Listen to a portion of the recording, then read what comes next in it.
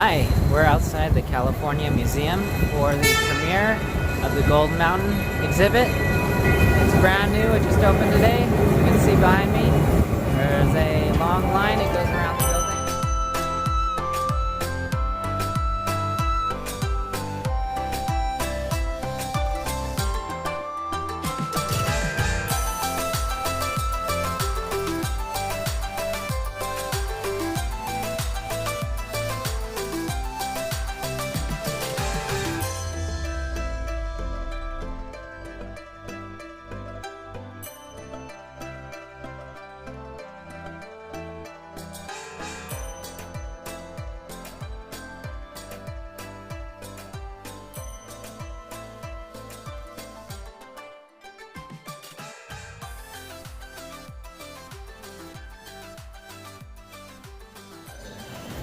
In highlighting Chinese Californians' often overlooked but significant roles in our history, it reveals connections to important issues impacting the state and the nation today. I'd like to acknowledge some of the many people who helped bring this exhibit to life. First is the Asian Pacific Islander American Public Affairs Association, also APAPA, and that's CC Yin, who's not here, but will be here in a minute. The U.S.-China Railroad Friendship Association, represented by Wei Zhang. Wei, are you here? Dr. Herbert Yi, a supporter of the California Museum since its founding in 1998, who donated this exhibit in honor of his father, Dr. Henry Yi. Dr.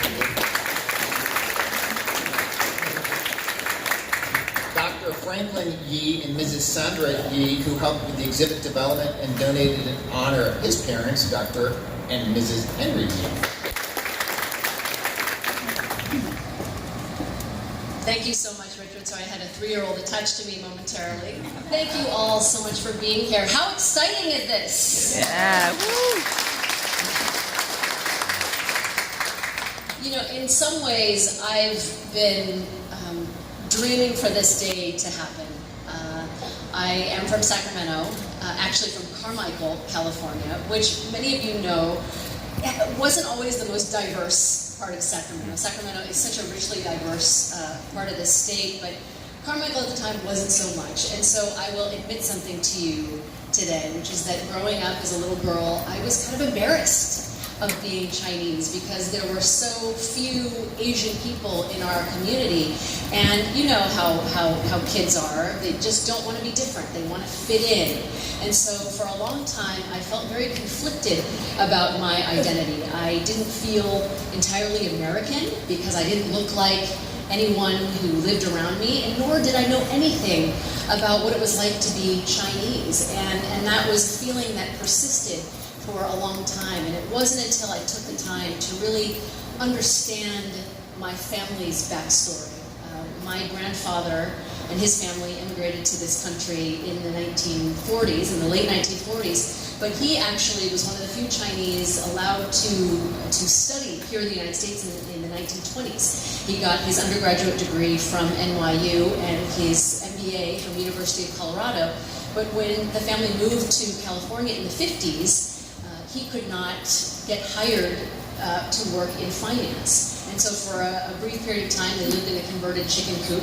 And my grandmother, who had a music degree from Cambridge, taught piano and helped the family save money. And they eventually opened the first Chinese restaurant in Folsom, California, called Hop Sing Shop. I think it still may be here in Folsom.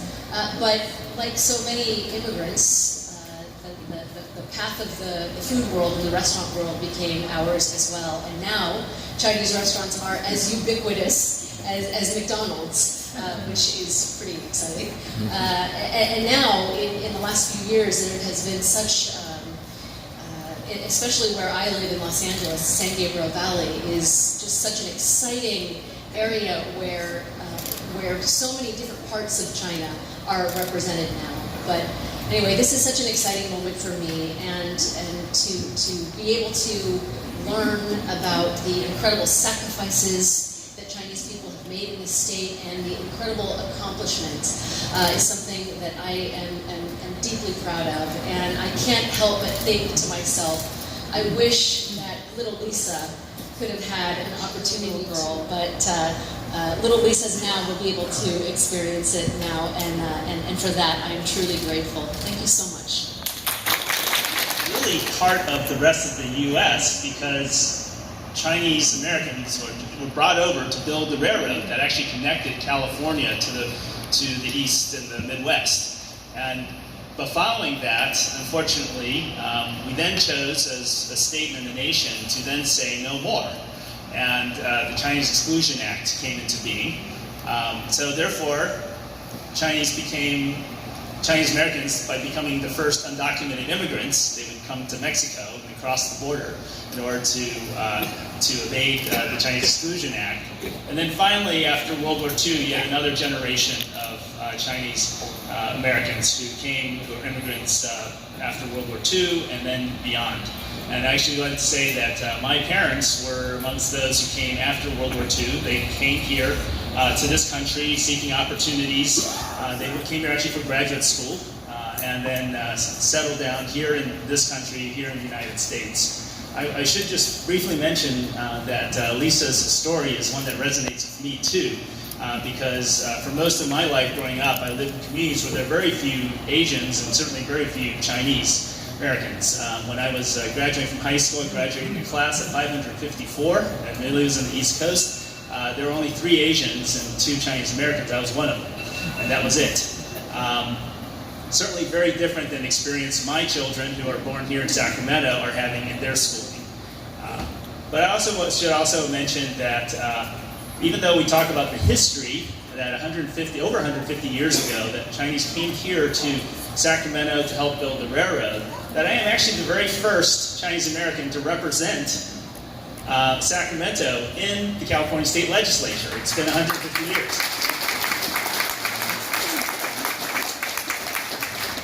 So I would like to say that this exhibit is certainly an extremely important one to teach our communities and others and our children about our history. But I also say that we've waited long enough, our time is now, and it's important that Chinese Americans and all Asian Pacific Islanders have the opportunity to play leadership roles in this state, in this country. So thank you again for having me here, and really excited to be here for this amazing exhibit that I'm very much looking forward to seeing. Thank you. This amazing, amazing place where we get to really house so many of the stories of California's history, and to Amanda and your team for just always being so welcoming to anyone and everyone that wants to experience this. So I have to tell you, I'm a little teary being here. It is, this exhibit is about my parents.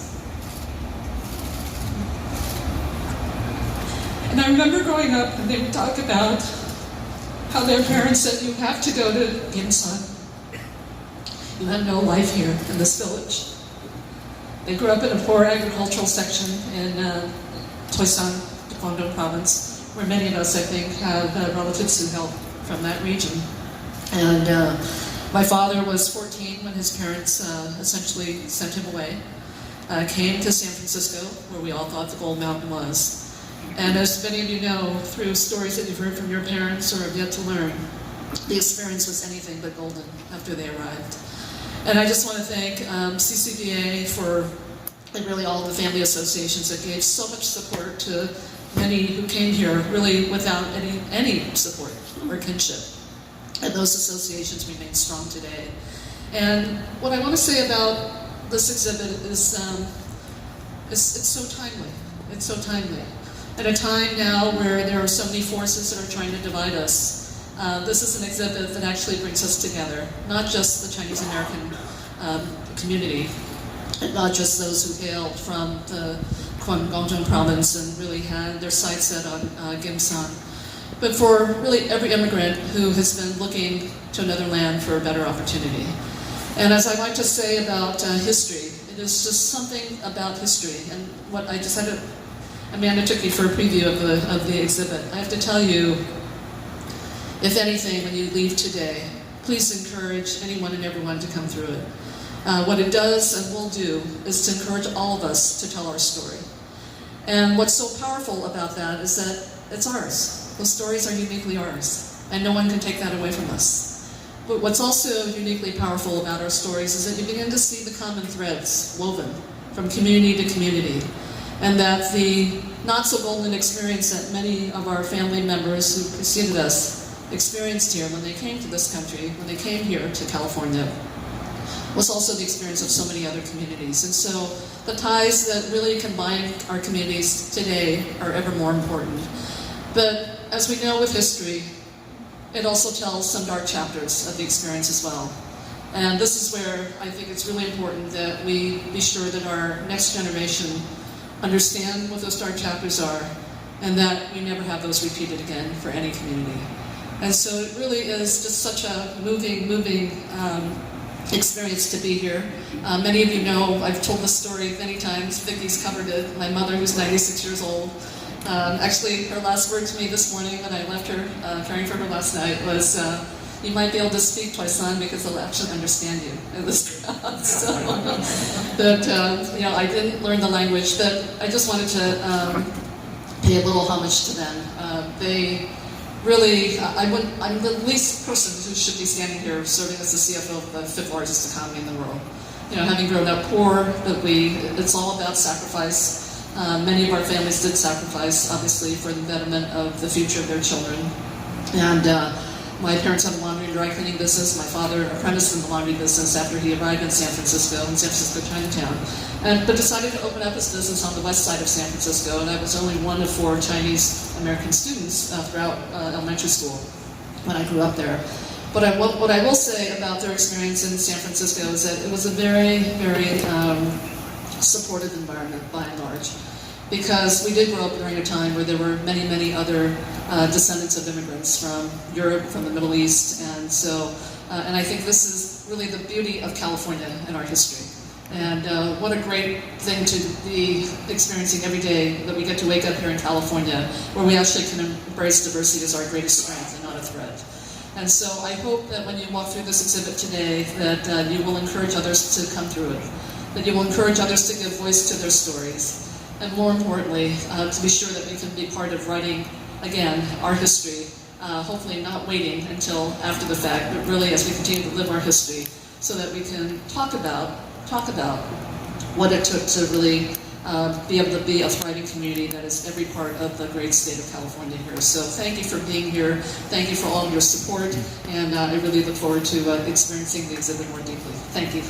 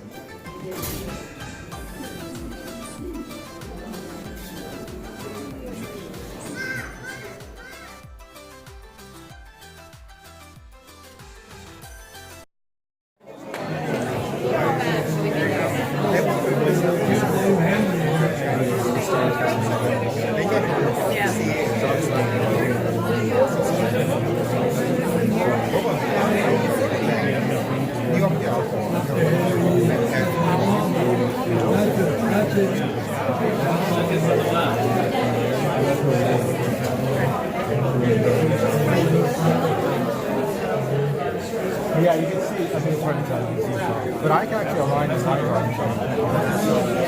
Like, I can come up here and say, you know, I think it's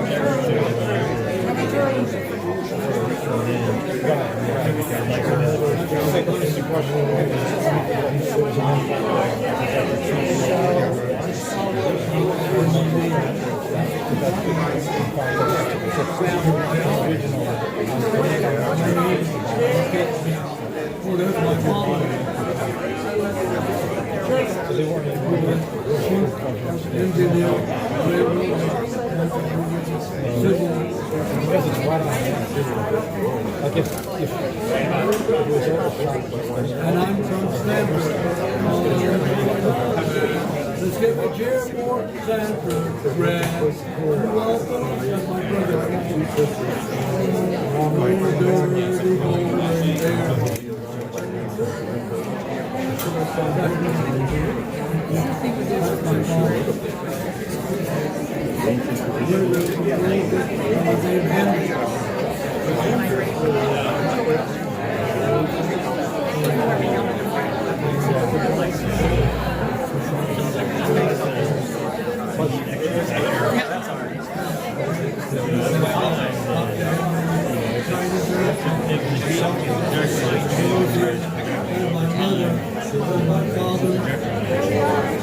well, it's the housing. It'll dry out the road.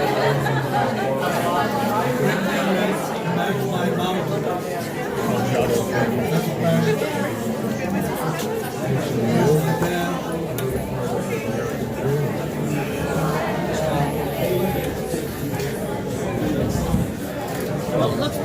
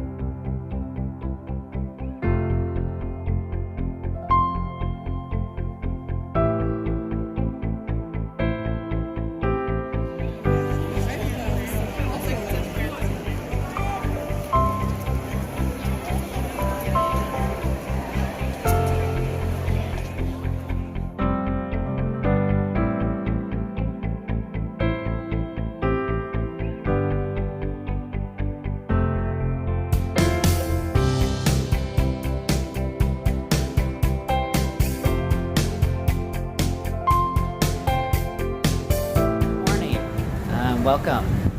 Today is the grand opening of the Gold Mountain exhibit here at the California Museum. They had a premiere brunch and had some guest speakers to speak. Lisa Ling and Betty Yee, our controller. It was a really fun event. As you can see, they're just about to open. A couple of minutes. There's a line around the corner to see the new Chinese exhibit. I recommend you come down, have a look. It's really interesting and cool to see how the generations have progressed over the years and all the sacrifice that our grandparents and our parents have to further our future. Come check it out.